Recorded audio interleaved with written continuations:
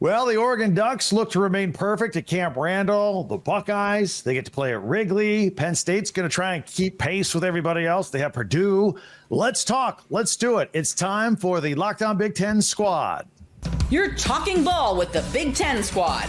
From USC to Ohio State, from Michigan to Oregon, from Nebraska to Washington, it's the local experts of the Locked On Podcast Network bringing you scoops, breakdowns, and the most comprehensive preview of the upcoming Big Ten weekend.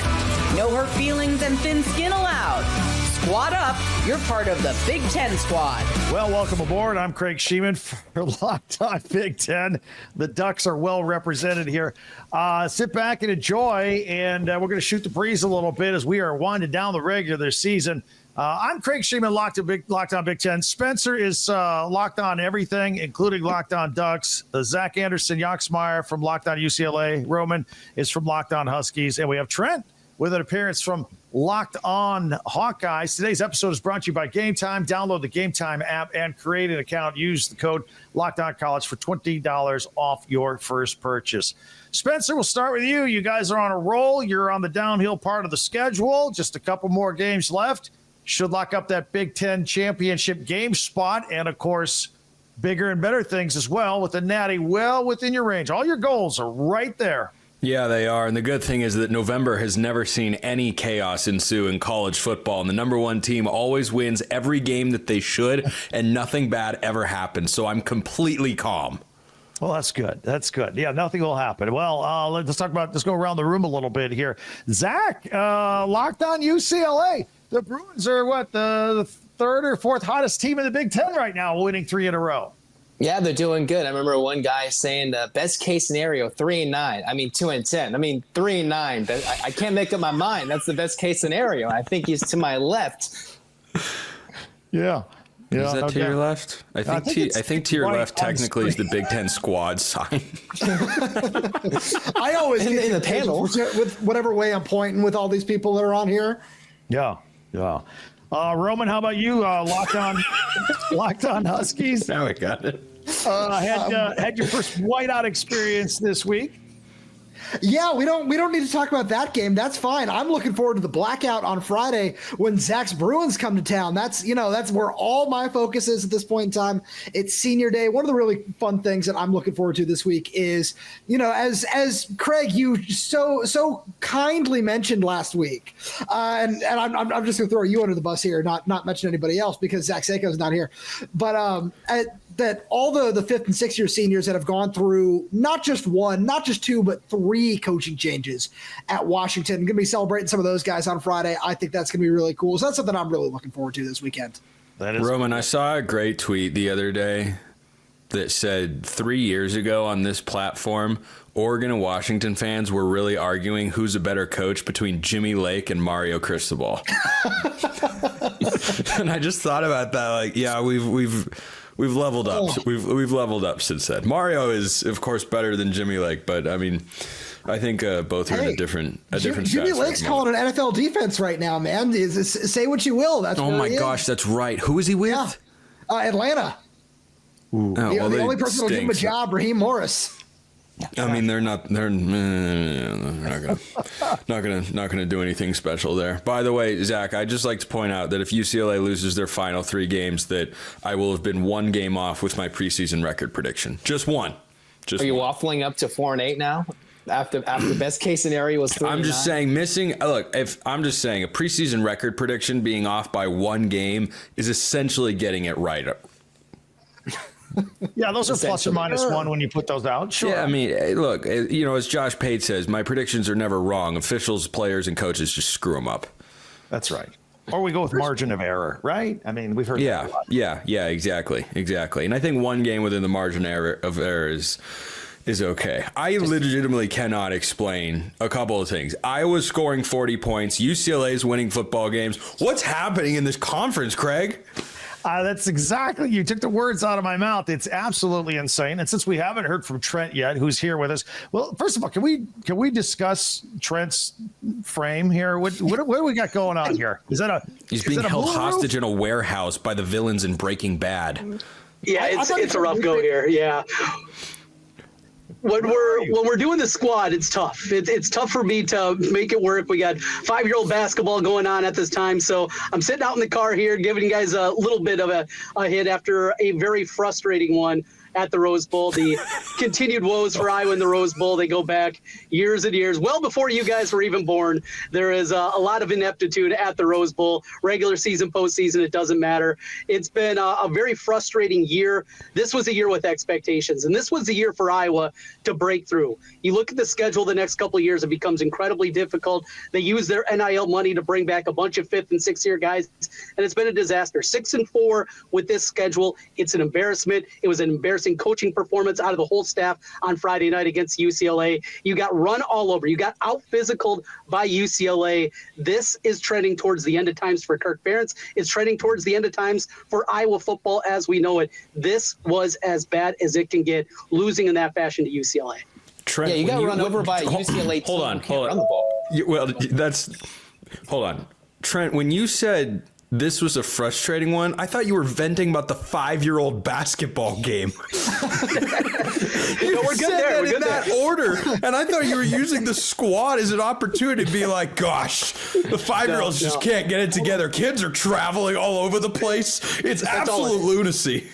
Spencer, can I interject for 1 second here? I want to give all our listeners across the network a peek behind the curtain of the last time Trent graced us with his presence on this show when he hopped on for a couple minutes at 5-year-old basketball. And there's a really loud whistle that we all heard before we got started. And Trent was like, was that me? Like, where's that coming from? Like, no, it was my roommate. He's tested on his ref whistle right now. Utah's still complaining. Can I point out the irony? That was good. I was just surprised at the quality of that joke because I am that UCLA's won 3 games in a row. Well, I want to follow up on what Spencer said about Iowa, because last year they scored like 4 points a game and won 10 games. This year they're scoring 40, and we're upset with Kirk Ferentz. Want to throw them out. I think they're more entertaining to watch, even though their formula is throw for 103 yards, run for 200, play a little D, and win. Do you talk about Defense has been a UCLA huge step back, though.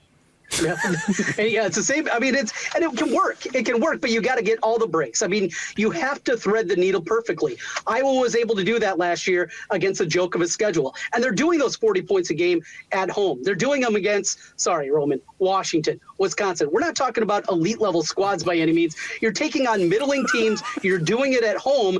That is not a conversation. Again, this was supposed to be the year. The offense has made improvements, and this is all you can muster. This is why it's so difficult. And even with the improvements offensively, you take one small step back defensively, you're getting what you're getting right now, a very average team, a decent team at home, and below average certainly on the road. All right. Well, fair enough. I know, Spencer, before, I think I can't keep track of who's staying and who's going, but hit me up with the Wisconsin game. You're going into Camp Randall here on Saturday night, NBC, Big Ten. What are your thoughts on that game and Wisconsin? Yeah, I'm curious to see if Oregon can get out of Oregon's own way. They committed 12 penalties last week against Maryland, 6 of which led to Terrapin first downs. And if you parsed it out, probably led to 10 points for Maryland that they wouldn't have otherwise put on the scoreboard. So if they can clean that up, they can win by even more than 21 points, which is what they won by against Maryland last week. But fortunately for the Ducks, that's where they are at right now, is 12 penalties, sloppy offensive play, missing a starting guard and their star wide receiver in Tez Johnson, win by 21 points. Yeah. It's a good time in Eugene right now. They have high class problems for the moment. Yeah, getting it dialed in. They're good to go. Still number one. Who else is leaving me next segment? I got to get a prediction coming. I can't keep track of you. Is it Trent? Okay. Trent, you're on a I'm out of here too. You're not going to lose as well. All right. My prediction is pain. Okay. Well, you got a week to rest and take care with the bye. We'll continue as we look ahead into this weekend right here as the squad continues. FanDuel makes watching games a lot more fun. You can get ready to tackle NFL action with FanDuel, America's #1 sportsbook, because right now new customers can bet $5 and get $150 in bonus bets if you win. The FanDuel Sportsbook gives you everything you need to place live bets on the NFL all in one place. So when you get a hunch in the middle of the game and you go to the same place you put your bets in, just visit FanDuel.com and join today. You'll get started with $150 in bonus bets if you win your first $5 bet. That's FanDuel.com. Never waste a hunch and make every moment more with FanDuel, an official sportsbook partner of the NFL. Once again, that is at FanDuel.com. All right, as we continue here on the squad, we got big pictures now. We're down to Zach and Roma. Thank you very much. West Coast version of the the Big Ten. As we move into the weekend. All right, guys, it's fitting. You guys play each other here this weekend. We got Friday night under the lights. Let's break it down a little bit here. It's like the old Pac-12 after dark, if you will, Big Ten style. Let's start with you, Zach. Your thoughts on this game on Friday night? I guess the big thing is UCLA has been one of the better run defenses in the country, which is surprising after all they lost last year. Washington likes to throw it a little bit more. Tell me if I'm wrong, Roman, but they'll throw it a little bit more than, say, Iowa will. And ironically, this might be one of the toughest games remaining for UCLA, right? I'm not sure what USC poses, right? Whether they're doing recruiting violations, where Mark's doing, who knows what they're going to do. Fresno State, who knows? Washington, with their probably last true chance at a 6th win, and this is a game UCLA would love to have to get to that easier path to 6 wins for a bowl. Road game Friday night, they're feeling good, but a team that throws the ball could spell a little bit more trouble for the Bruins than the last 3 games have. Zach, I think you hit the nail on the head there where, I talked about some of the off-field stuff that's going on there where it's going to be a blackout, it's senior night, all that other stuff is going on. But yeah, absolutely. Where, I'm now that Spencer's gone, I'm glad we don't have to talk about Oregon as much, but I still have to mention them because that's who Washington's only other game on the schedule is after UCLA. And, I'm not going to get into that game because I don't have to think about it for another couple of weeks, which is great. But when I look at it, yeah, you're absolutely right, Zach. This is going to be a really great shot for Washington to become bowl eligible, which is so important for the future of this program. Jed Fish talked on Monday, and we talked about it over on Lockdown Huskies. One of the first things he said was, hey, I've got a really, really high chance, he put it at 90%, that Jonah Coleman returns for 2025. And everything with the messaging this year has been we're building. And with the full transfer portal, with the full offseason, with some of the guys that are coming in from the high school class, it really does feel like 2025 can be a much more kind year for the Huskies, and maybe they'll get on Craig's good side, which would also be wonderful. But with all of that to say, a huge part of that is getting those 15 extra practices for a bowl game, if it is the LA Bowl, whatever it might be. That is so important, and just – it would mean so much to, I know, these older guys, but these young guys as well. I think that's a good point. Roman, what I do think the Huskies are a good football team, but they are 2 different teams. Road team, not so good. Home team, pretty formidable. Can you put your finger on it, what it is? I know it was the kicking game. I remember the Rutgers game, just kept missing kicks. But can you put your finger on why they struggle on the road? It's been a little bit of everything. I think that's the frustrating part, where I'll take it all the way back to a neutral site game against Washington State. It was shooting yourself in the foot with 16 penalties in that game. Craig, you mentioned the kicking game at Rutgers, and then you go to Iowa, you get out physical. You go to Indiana, you have a couple of costly turnovers in the wrong spot. And then Penn State is Penn State. They're just a good football team this year, and they ran right through you. So it's been a little bit of everything, but it's one of the things that, at the beginning of the season, I felt, somewhere in the 8-4 ballpark was a realistic expectation for this team because of all the talent. But at different points this year, it's looked like exactly what it is, which is just hard to think about coming off of a 14-1 season where you were in the national championship. And that's a football team that has 21 new starters, the majority of whom weren't even there for spring practice. A lot of those guys were not there. So the only time they had together was through the summer and into the fall, and then the first couple of games at home where you get comfortable, you do all that sort of stuff, and you have to go to some of these other environments, and it just hasn't looked the same. Zach, I think the thing that I took out of the win over Iowa that I thought was kind of cool, actually, after all the struggles, you got a head coach, Deshaun Foster, former running back. Your running back, I believe, got his first 100-yard rushing game of the season. and then you shut down a great running back in Caleb Johnson with Iowa. I mean, it was a running back centric game plan, and it worked, and they got the win. I thought that was a cool sub story. Yeah, it's pretty cool. It's the first home win for Deshaun Foster. All those games have come on the road. Funny enough, Roman, you guys have to keep this up. UCLA's played in 5 straight sellouts on the road. So, they're not afraid of a cool atmosphere. When it comes to the run game, all I've been hoping for the UCLA run game is that they get to like 125 yards. And that's beyond what they've done the entire season. And if they kept Iowa to close to that number, it'd be a good game. Well, the Bruins blew right past that number offensively. They kept Iowa and Caleb Johnson well below that. Whatever quarterback Iowa seemed to go down the depth chart after, I think, the injury to Sullivan and how poorly he performed before that, UCLA proved they are still a physical defense. And that those numbers, yards per carry, the rushing yards per game, those are serious things. I'm not sure they'll play a big-time factor necessarily in this game. If Washington wants to throw the ball 50 times, that might lead them more to victory in this game. But hey, if both these programs go to a bowl game, that's huge for first-year coaches. And Roman, another thing, maybe you should buy an Oregon Duck pillow, rip it on the air when you do that crossover with Spencer, just rip it open, or mail it to him with the stuffing pulled out right. That would be something that he can open on the air. I like both these ideas. I think this is fantastic. Kind of like, the old Godfather horse's head sort of thing. I think you're on the right track there. Maybe a duck, like stuffed puddles or whatever. There are a lot of different ways we can go there. But Zach, I really like where you're going with this, where the matchup, now that you talk a little bit more about it, one matchup that I'm really intrigued to see is that UCLA rushing offense versus Washington's rushing defense, where they really struggled against Caleb Johnson. They struggled against Penn State this past week.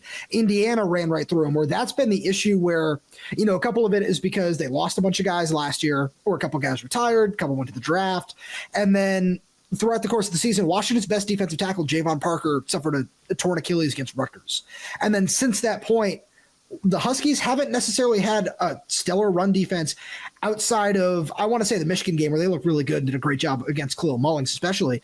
But the more I look at it, the more I say, all right, how are you going to find a way to stop the run? Washington's a great defensive coordinator in Steve Belichick, but it seems like the personnel isn't quite there yet. And when, I talked a little bit earlier about the transfer portal, all that sort of stuff.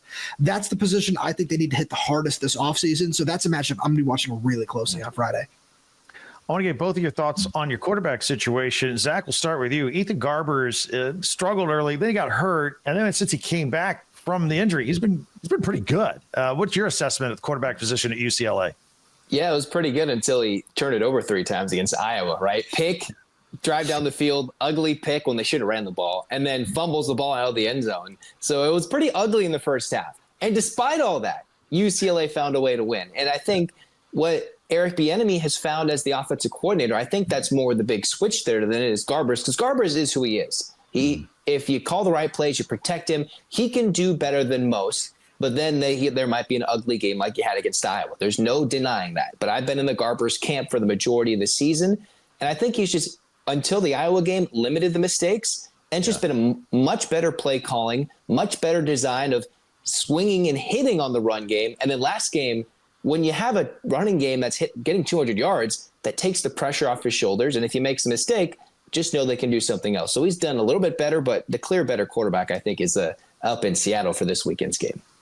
Well, let's talk about Roman, because I'm not typically a big fan of 2 quarterback systems or change of pace guys, but I actually am with you guys. And I actually think they should do it a little more, to change the percentages a little bit. What do you think? So, first of all, shout out to Ethan Garbers, former Husky. Every quarterback that will play in this game has been in purple and gold at one point. So, love to see that. But Craig, I like where you're going with this, where, Jed Fish backed Will Rogers as a starter. He said that's not anything that's changing. But I'm so high on everything Damon Williams does. He is such a talented kid. And it looks like we're going to see somewhere between 15 and 20 snaps for him in this game, where that's what Jed kind of alluded to on Monday, said it'll be similar to other, home games against Michigan, against USC, where everything they've been doing with him it's all very tactical this season. It's all to prepare him to take the reins next year and go at it full throttle. So, Craig, I like where you're going with this, because the more we see of DeMond, the better he's going to be in the future. Where Jed was like, yeah, it was great that, obviously it's not great that, they go down 28 after the first half, but it's great that we were able to get DeMond as many snaps as we did. played a career-high 32, and he looked solid for the most part against a really good pass rush that got to him in the fourth quarter behind an offensive line that's still piecing things together. But the more we see from DeMond in every game this season, he continues to build, he continues to be put out there in different situations, and just is asked to do more and more and more. It's only going to benefit him in the long run. So I think, especially that's one of the reasons getting bowl eligible is so critical, where I feel that if Washington is able to get to a bowl game, we might go as far to see, something like split drives or split quarters, or whatever it is. We're going to find a way to see more DeMond Williams if Washington can get that 6th win. And it starts by putting him in there to change the pace, maybe throw a couple of passes and find ways to keep UCLA off balance in this game. Yeah, I like it. All right, guys, on your game, let's get a final prediction and score if you don't mind. Zach, is it going to be high scoring, low scoring? What do you think? Well, I've done this thing on my show, Locked on UCLA. I've invoked the bet against UCLA rule. So every game I bet against them, they're now 3-0 after choosing them to beat Minnesota. So I will do the same here. UCLA fans, I'm still confident, but this is the toughest game remaining. And that includes the USC game. This is the toughest game remaining. This is their first road night game of the year. So that's something to take in consideration. The atmosphere, no slight to the fans up in Seattle. They've seen it literally all year. So that there's going to be no atmosphere. They've been untested. I think Washington wins this 24-21. I've invoked the bet against UCLA rule, and it's been working. Roman, how do you see it going? Well, I am the world's biggest jinx, so I usually refrain from making predictions of any kind. But what I do love is I love giving bold predictions. So, Craig, I'm going to piggyback off your DeMond Williams take there. And I'm going to say we see 18 snaps from DeMond Williams. I think we're going to see him score a touchdown running. And I think he's going to throw a touchdown in this game. And I'm just going to say for my prediction part of it that I agree with Zach. That's where I'll go with that. All right. We will take a quick look at the remaining games with the guys here around the Big Ten as the squad continues. Stay with us. I want to tell you about the Game Time app. Put it on your device, your phone. You want tickets to an event, it's right there on your phone.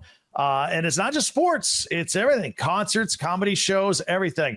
No surprise pricing, none of that. Everything right there up in front of you. My favorite part about Game Time when you get tickets there is it shows you the view of the seat for the ticket you're about to buy. So check that out at Game Time. And again, with their lowest price guarantee, Game Time will credit you 100%, 110% of the difference if you find a different price. Take the guesswork out of buying tickets with Game Time picks. Download the Game Time app, create an account, use the code LOCKDOWNCollege for $20 off your first purchase.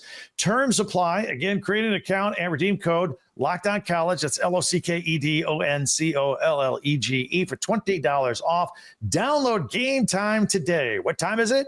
Game Time.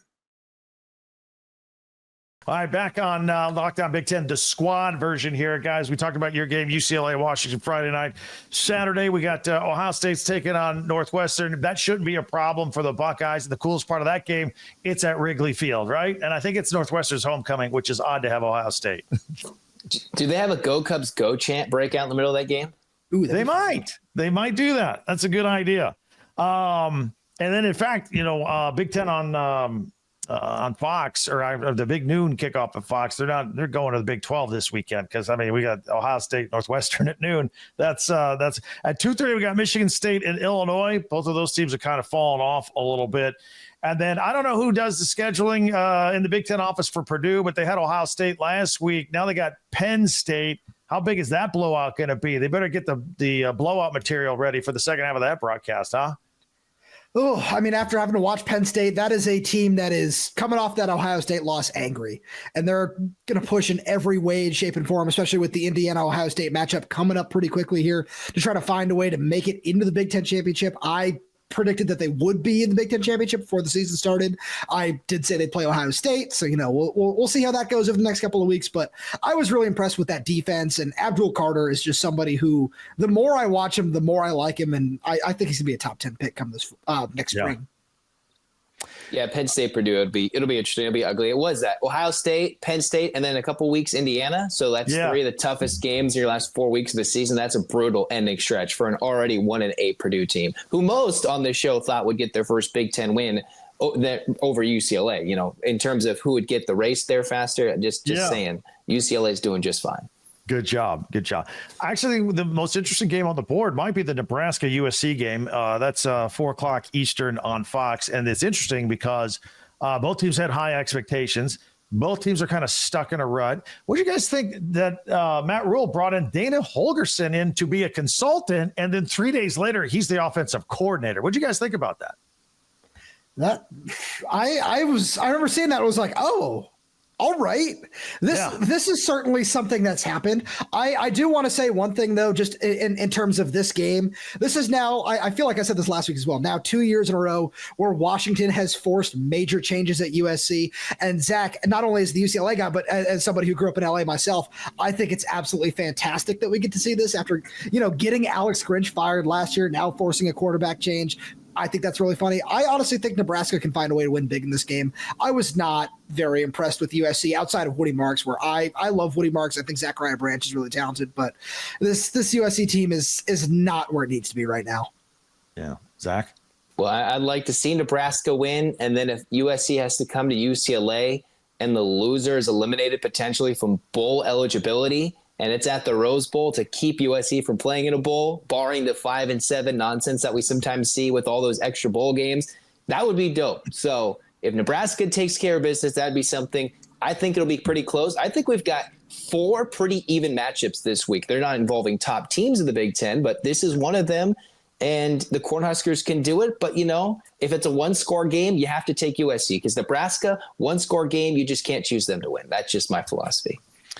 We got Rutgers at Maryland. At least those two teams won't have to travel all the way across the country. A fairly regional game, 6:00 Eastern on FS1. And then as we go, we talked about when Spencer was here, the number 1 Ducks taking on Wisconsin, and he kind of foreshadowed a little bit, hey, the number 1 team never gets knocked off in a game in November. He was tongue-in-cheek, obviously.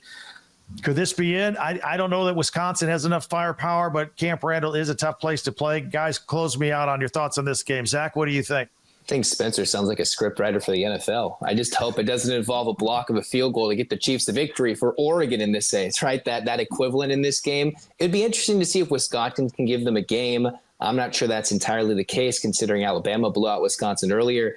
I think Oregon, if their heads are focused, they'll dominate. But, they have lapses for a quarter or many plays throughout the game, which maybe that happens once, or maybe they'll happen against Washington in a couple weeks. We'll see how that goes. If they do, maybe it'll be fun in a late night kickoff. I just don't see that happening. Roman, final thought. Oh, well, I mean, I'm never going to say that I'm rooting for Oregon to win a game. Never. I don't care. That's never something that's going to happen. But I will say, if all that energy, that positivity, if they want to go in there, find a way to get a big win, and then they're riding this high and say, oh, Washington, whatever the record may be after Friday night, oh, that's who we have to beat to be 12-0. They get overconfident. They find a way to, maybe a couple of things go wrong here and there. I'm sure that over on the Locked On Ducks channel, they'll be like, oh, he's delusional because, of course, it's the Washington guys saying that sort of thing. I don't care. I'd love to see something like that happen, because there's nothing that would bring me more joy in what has been an up and down season for Washington than Oregon just finding a way to just let it slip through their fingers, as Zach knows all too well, as us Pac-12 guys do. Yet again. All right. To our audience, Zach at Locked On UCLA and Roman at Locked On Huskies. Subscribe and follow them if you don't already. We cover all your favorite teams here around the Big Ten every day throughout the season. And don't forget, I got you covered the entire conference with Locked On Big Ten. I'm Craig Shemon. We're all part of the Locked On Podcast Network, your team every day.